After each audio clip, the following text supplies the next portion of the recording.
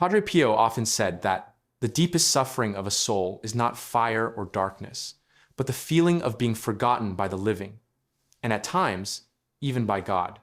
He never wrote this as a doctrine.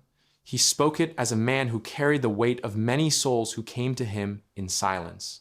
He himself wrote that God permits certain encounters only to awaken charity, never to satisfy curiosity. So whenever he spoke of souls who appeared to him, his words were restrained, almost reluctant. But through them, a single truth emerges. The feeling of being forgotten can become a trial deeper than any wound of the past. He once described an experience from his early years in the friary, one of the few he allowed to be recorded by those close to him. He was praying alone at night in the cold quiet of the sacristy when he noticed a man standing near the altar. Padre Pio wrote that the figure seemed ordinary, almost tired, as if he had been waiting a long time. When Pio asked what he wanted, the man told him he had died in that very monastery decades earlier. He had been a religious, but he had lived his final years distracted, half-hearted, and spiritually dull. He said none of his brothers remembered him anymore. The man did not speak with bitterness. It was more like a fact he had accepted. Padre Pio did not describe flames or fright. Only a quiet soul who believed he had slipped out of the memory of the living and feared that this forgetfulness meant something eternal. Pio prayed with him. He offered a mass the next morning.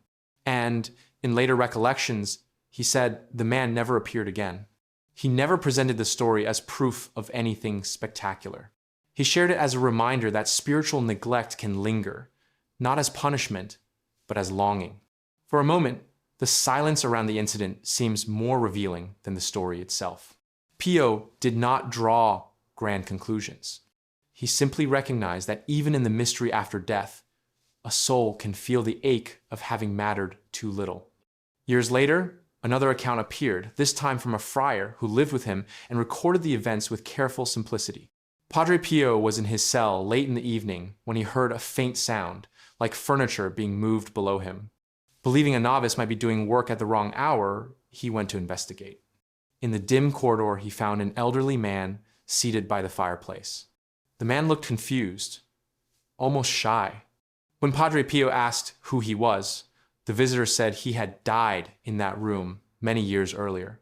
He had come, he said, because he still waited for one prayer that had never been offered. He told Pio that his greatest sorrow was not the sins of his life. He had confessed them, he said, and trusted God had forgiven them, but that no one remembered him when he died. There had been no mass said for him, no candle lit, no quiet acknowledgement that he had passed from this world. He felt, in his own words, as though I slipped away unnoticed. The friar who documented this event emphasized that the man's presence carried no terror. There was only a sense of unfinished tenderness, a life that had ended too quietly. Padre Pio offered a mass for him as well. And afterwards, he told his brothers that God sometimes allowed him to see such things, not to frighten him, but to remind him that every soul desires to be held in love, even at the threshold of eternity. Stories like these are easy to misunderstand. They were not meant to define doctrine or describe purgatory in literal scenes. They were the experiences of a man whose prayer made him sensitive to the hidden wounds of others, wounds that often come from isolation rather than rebellion. What mattered to Padre Pio was not the extraordinary encounter, but the simple truth beneath it. Forgetfulness can be a form of poverty, and souls living or dead do not bear it well. There is a later recollection, shared by one of the lay people who attended his masses in San Giovanni Rotondo.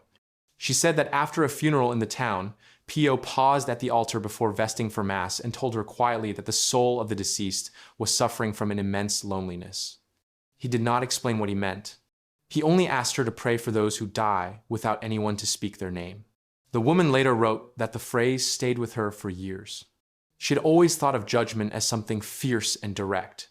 But here was a saint speaking of loneliness, not despair, not rejection by God, but the simple pain of passing from the world without tenderness.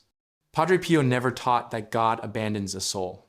On the contrary, he insisted many times that divine mercy reaches further than any human heart can imagine. But he also believed that love expressed through prayer, remembrance, and sacrifice becomes a bridge for souls who feel unseen. not because God requires it, but because human charity is permitted to participate in God's healing. For Pio, the danger was not that a soul is actually forgotten by God. He was clear that this is impossible, but that a soul may enter death weighed down by the belief that it made no difference to anyone. He saw this as a wound love was meant to mend. This is why saints spoke carefully about prayers for the dead. They did not treat them as rituals of fear, but as gestures of belonging. A way of saying, you are still held, you are still remembered, your life still matters. In the encounters Pio described, the souls who approached him did not ask for dramatic interventions or visions of heaven. They asked for something quieter, one mass, one prayer, one acknowledgement that their journey had not been overlooked. It may be that this longing mirrors something common to all of us. Most people do not fear punishment as much as oblivion. They fear becoming invisible to family, to friends, to the world they tried to love in their own imperfect ways. Padre Pio's stories suggest that this longing does not vanish after death. It transforms, but it remains a part of the soul's need for communion. And God, in His mercy, allows our prayers to answer it. This is the gentle warning in Pio's witness. Not that God forgets us, but that we can forget one another too easily.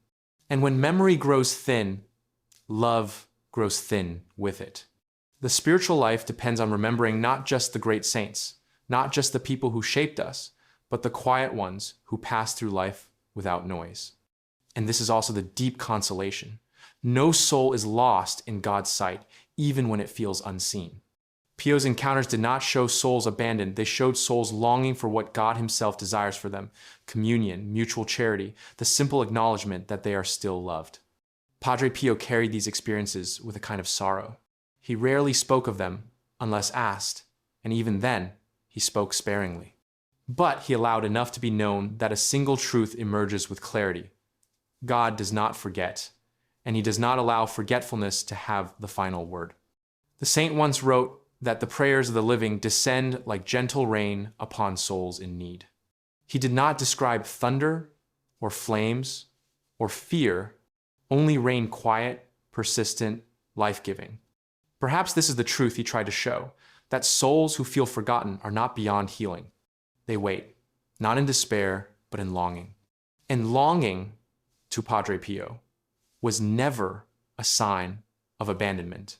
It was a sign that love was drawing near. So the stories rest here, where he left them simple, serious, without spectacle. A saint who prayed in the night encountered souls who felt unseen. He did what he could. He remembered them. And remembering became mercy. Padre Pio believed that no soul is ever truly forgotten by God. But he also believed that our prayers allow that truth to be felt. And for the souls who once approached him, that was enough. The truth is quiet, and it stands on its own. In the mystery of God, no one is ever lost to silence.